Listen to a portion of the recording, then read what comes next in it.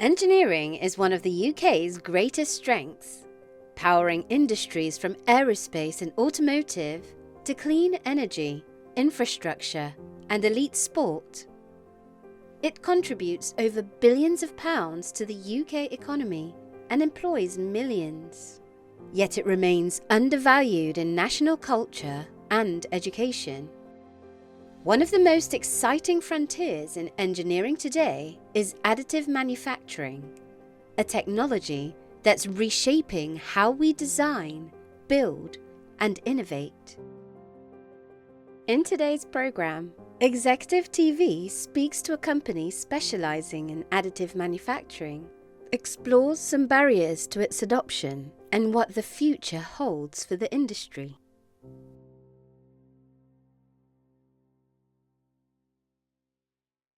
The history of Metron goes actually quite far back. I came up with the name of the company when I was a student at school. I started the company officially in Greece first, in the early 90s. Then I came to the UK to study engineering, and I was actually running the company as a sideline while I was a student.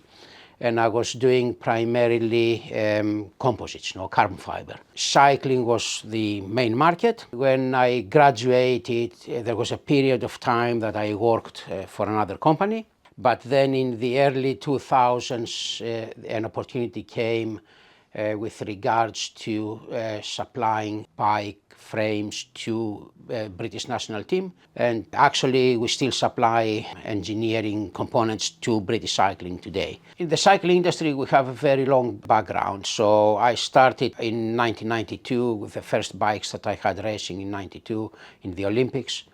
And that evolved onto making bike frames from metal, steel, then into carbon fiber, and nowadays we do primarily in 3D printing, in titanium and in aluminum. Since about 2016, 2015-2016 was the first time we had parts racing, 3D printed parts racing in the Tour de France and the Olympics. Since that time we supplied countless world champions and Tour de France winners with components that were 3D printed, and Olympic champions for the British team and lately for other teams around the world.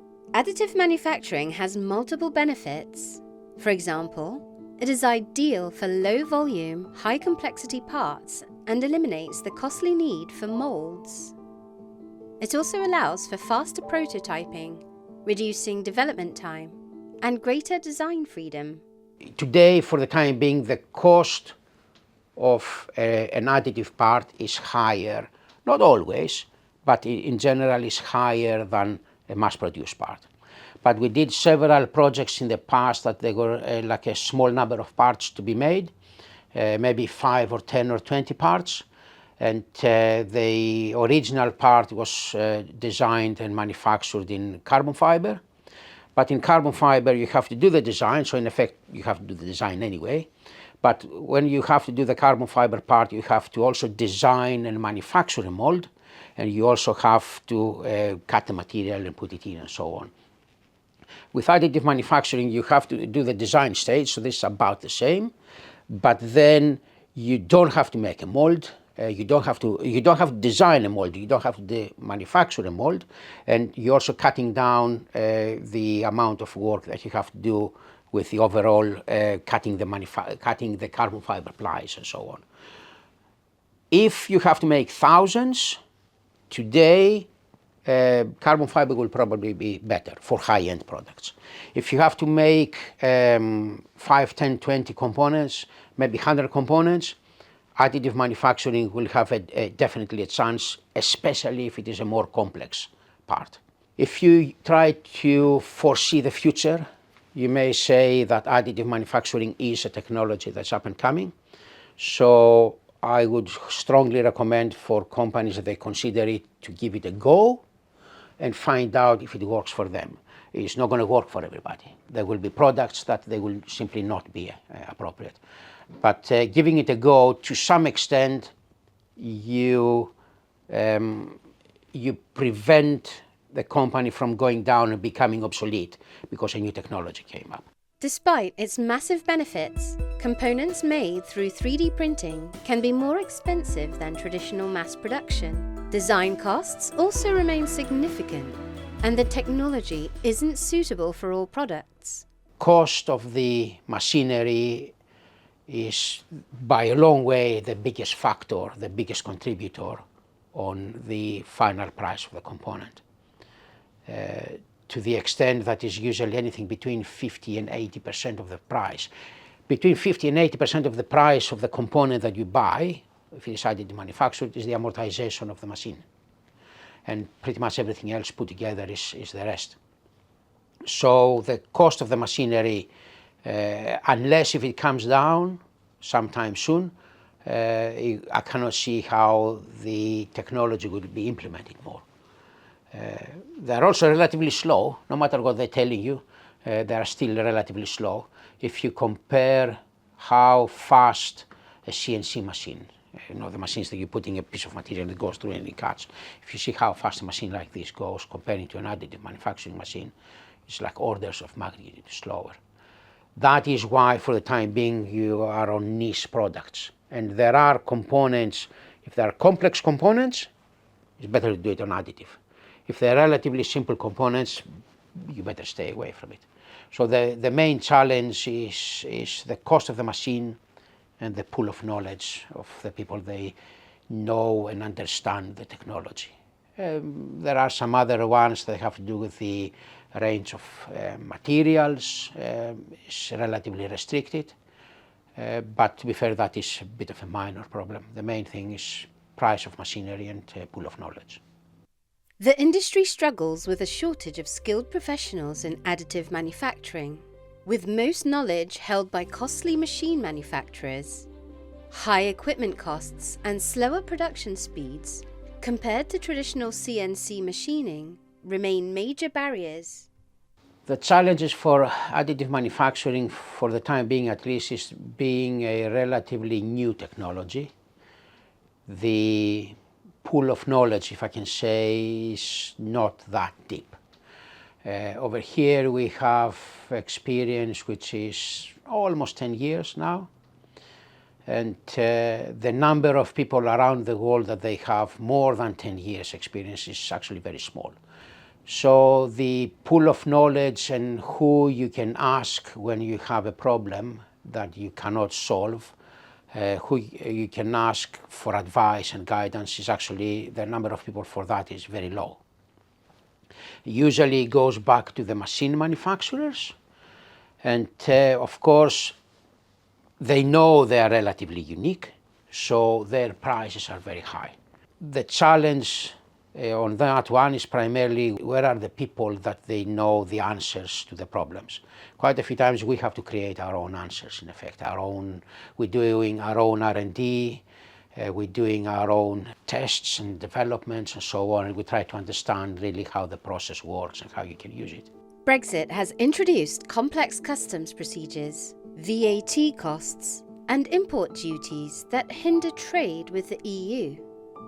These frictions have led to lost customers and increased administrative burdens for small exporters like Metron.